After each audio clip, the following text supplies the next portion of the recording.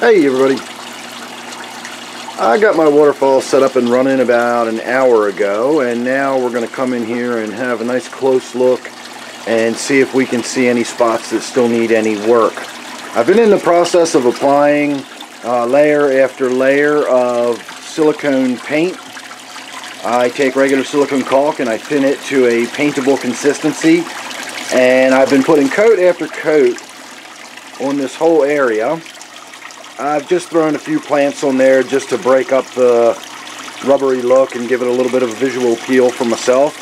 Help get my creative juices flowing a little bit. Gives you an idea of what kind of direction I'm going with. You can see the roots from my flag iris there. And again, none of this stuff is probably going to be permanent, although I do have the spot right there built pretty much custom for that planter. So this philodendron, I believe that's some type of philodendron, I'm not exactly sure what that is, but that's going to live there permanently. I have it kind of pulled off to the front here so you can kind of see it a little more, but normally that'll just be sort of hanging down off to the side, and largely it's going to depend on what else I put in here. Mainly right now what we're looking for is little white spots or white areas on the rubberized surface. I originally sealed this with a sealant that was a paintable sealant, but unfortunately it was not meant to be submerged under the water, and as I found out, even just little drops of water splashing on it would turn areas of it white, and the whiteness would eventually become soft, gooey material, and I was afraid over time we would wind up getting some leaks. And so this is basically just the way I've been finding out if any of that stuff is still exposed. I let the waterfall run, I let the water splash around on everything for a little while, and I come back and I look for white spots. If I find any, I shut the waterfall down, I dry everything off, and then I paint over where the white spots were. So far so good. I had some under there, but I'm not seeing any at the moment. There was a lot of them right there above that rock, and if you're wondering what that rock is for, that is just, again, a little bit of a visual appeal for myself. And then if you notice this big piece of rock up here, that is actually a splash reducer. I was getting a lot of water, was the way the rubber is under there, it was just creating so much splashing that was coming up and over the front that I needed to do something to kind of reduce that, and that rock served the purpose very well.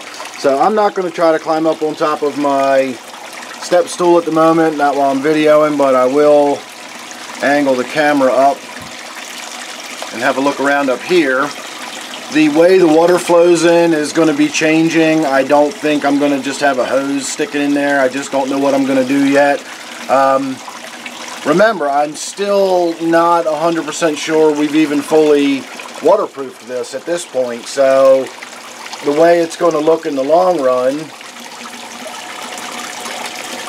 you know, we've still got a ways to go before we know what this really is going to look like. I do have the it's the inflow area for a waterfall feature for like an outdoors pond, and it's basically like a black saucer that has a overflow on one end. It's got like a faux rocky surface. I could actually mount that up here somewhere and then have the water flowing off of that into here, or flowing, you know, this way into here. I don't know exactly what I'm going to do yet.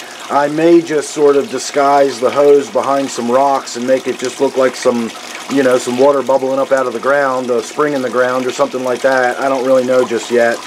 But so far, I don't see any white spots, and that's really all I came down here to look for.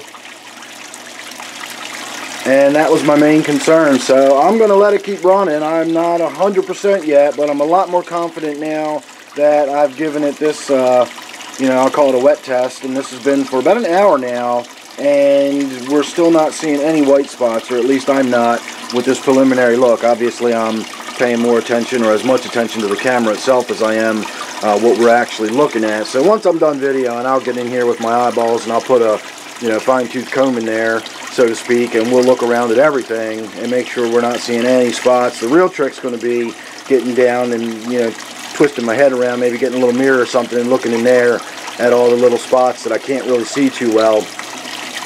So make sure you're subscribed. You don't want to miss the progress on this tank or anything else I've got going on down here. I am still in the process of getting my 125 worked out. I got some treatment in there for cyanobacteria, and I never finished the treatment for that.